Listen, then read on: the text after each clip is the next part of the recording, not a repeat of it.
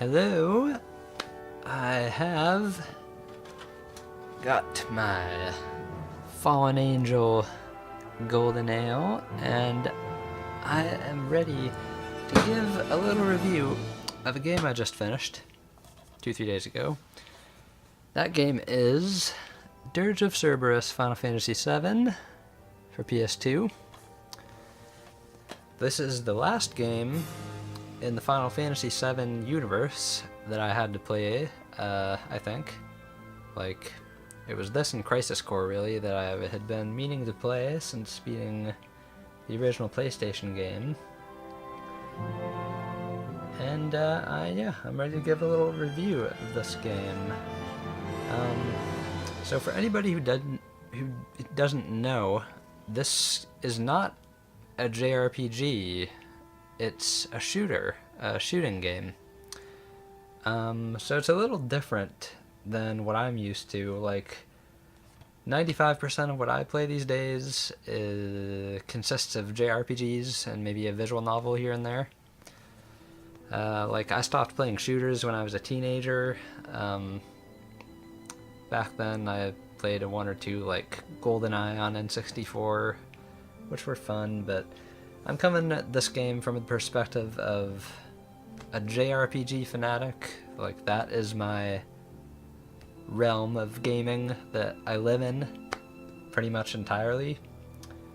So, yeah, I'm guessing a lot of people come at this game from that perspective, since it's connected to the Final Fantasy franchise, and it's not an RPG. But anyway, to get right into it, the story and characters in Dirge of Cerberus are exactly what you'd expect from a game related to Final Fantasy VII. It's the same cast of characters from FF7, of course focusing on the protagonist Vincent Valentine, whose popularity, of course, led to the creation of this game, clearly. And you'll see the rest of the cast of that game, FF7, pop up at various points. Pretty much all of your party characters you'll see, and one or two villains as well. Mainly it's characters related to Vincent who have ties to him that you'll see in this game. And the story is exactly like the backstory of Vincent you see in here. You'll see exactly what was in Final Fantasy VII. That much is intact and still here and faithfully presented again. But there will also be some new story elements. And I guess all I'll say about the story is that, like in Crisis Core, I felt that the original story elements were solid, clear, easy to follow, but the new stuff here, like the new parts of Vincent's backstory, while they're pretty interesting, they're not very clearly presented, kind of fragmented, kind of nebulous, and even though I beat this game 2-3 days ago, like, I couldn't tell you exactly what was going on in Vincent's backstory in this game in any clear detail. Like, I'm still sort of mystified and unclear about the backstory and history this game was trying to present. The only thing I know for certain really is the basic things we got from his backstory in FF7. So that's the story. It's a good story because it's in the Final Fantasy VII universe, and that game already had such a strong story. Other things to say, yeah, it's set after the events of FF7, kind of like Advent Children was. So, like, Midgar is, like, in ruins and whatnot.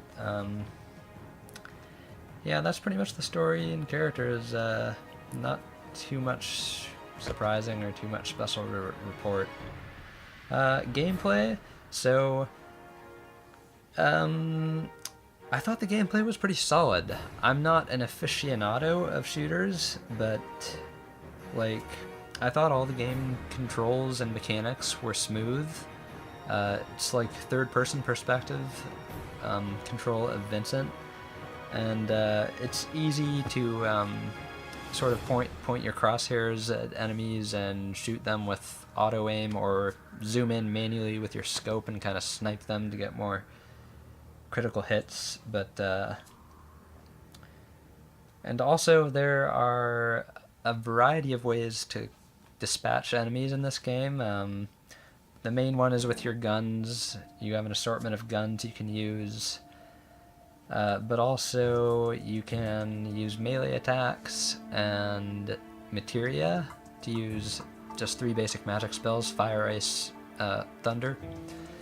The only complaint I have with the materia system is it's pretty limited, and I found myself not wanting to use it much because your capacity for magic is very low. Like, you can only cast one of those spells I want to say 3 or 4 times, and then you have to use an item or find a magic fill-up station spot to get more magic. So yeah, it was kind of a pain to use the magic in Dirge of Cerberus.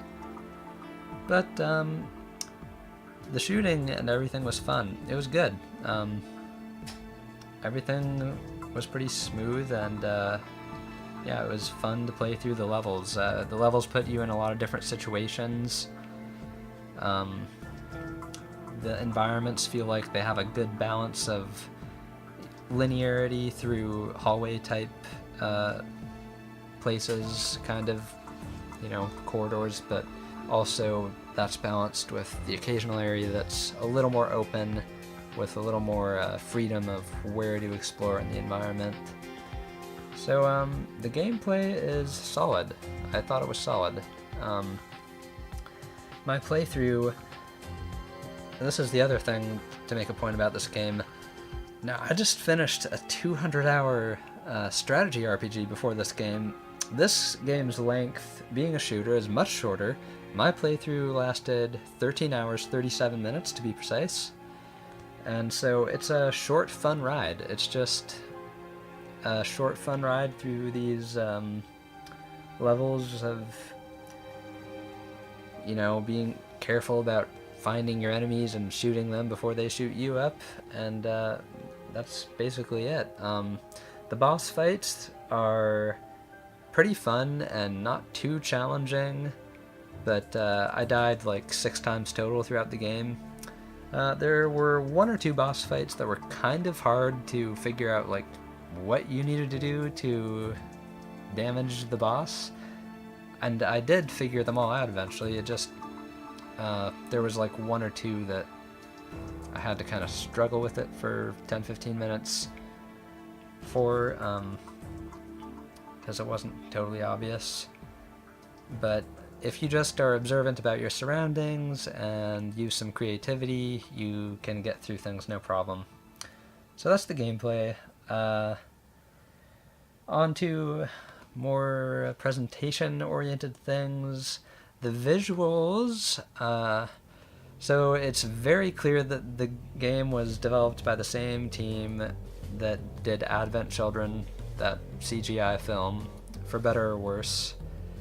And honestly, this game feels kind of in many ways like just a big excuse for that team to make a lot more flashy graphics and CGI scenes, because this game's pretty packed with them. You'll see them after each mission, and there's quite a bit of content there. Like, there's quite a few long action-packed cutscenes that you'll see in this game. It's very much like an action film, watching everything and even taking part of everything in the gameplay.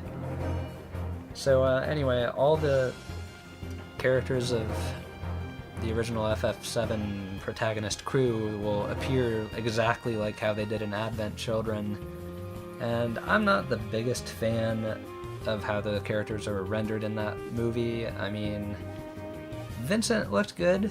I liked Vincent, but I don't know. I just wasn't a gigantic fan of that movie. or its art style. I'm not a big fan of CGI in general, but that's a matter of taste. Other than that, though, I mean, the visuals look really good. It's really high quality graphics, and yeah, this was definitely a time where Square Enix was like getting into its period, you know, its era of maybe putting a little too much focus on the graphics and getting away from focusing on the things like gameplay that are more important. But yeah, everything looked good. The gameplay was still good. I guess now I'll get into audio. So another thing in common with Advent Children is you'll have the voice acting crew, same voice acting people return to reprise their roles as each character in this game.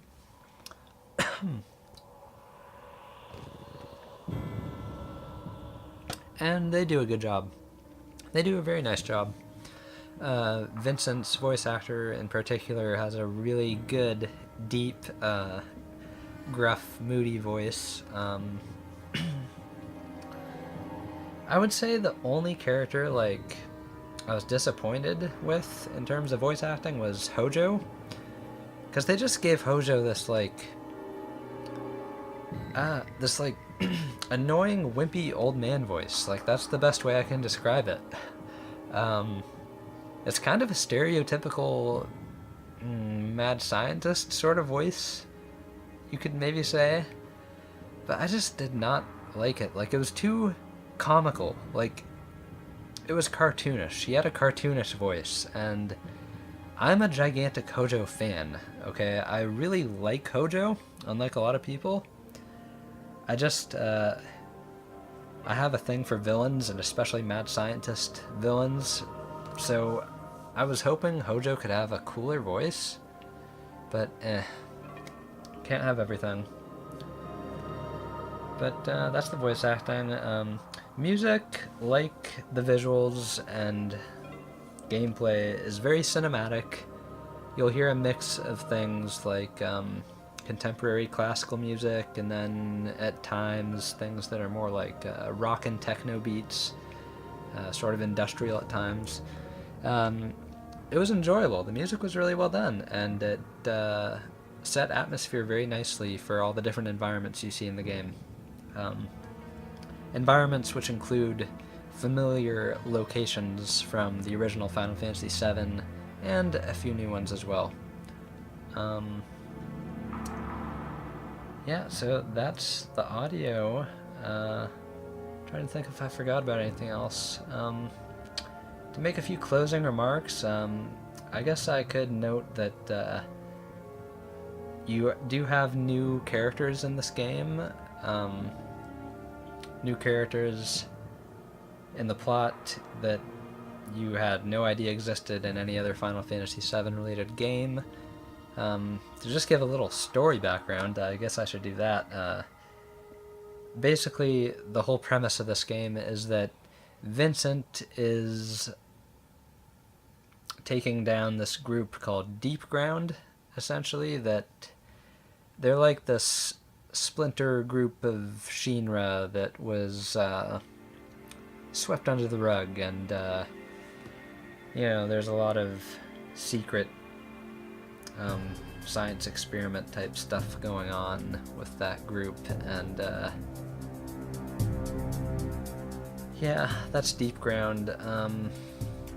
There are some interesting and entertaining characters in Deep Ground, the villains you encounter, and the story is fairly expected and predictable, but there is a twist at the end that you probably won't see coming if you didn't have any spoilers of what happens in the plot ahead of time. I don't know if I'd call it plausible, but it's a twist, and yeah, there's that. One little criticism I have at the end of the game is that I thought things in terms of both the story and the gameplay started getting a little too abstract, like a little too out there. It was just, things got a little ridiculous at the end, a little too supernatural and just crazy, honestly, for my taste. Like, it's expected because this is a Final Fantasy game, but I don't know.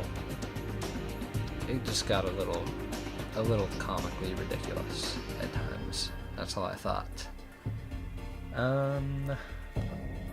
So yeah, that's Dirge of Cerberus, Final Fantasy VII. It's a pretty short game, but it was a fun game to play through, and I would recommend it if you can get a copy for a decent price. I don't think it's worth $50, but go and pick up a used copy like I did. It's a pretty fun game. Really though, if I'm being honest, like, the biggest reason I played this game, and probably the biggest reason anybody has to play this game, is because the guy on the cover is a broody badass and pretty hot, and yeah, that's really the big draw of Vincent and this game. Kinda why this game was made, let's be honest. So that's all. That's Dirge of Cerberus. Peace out.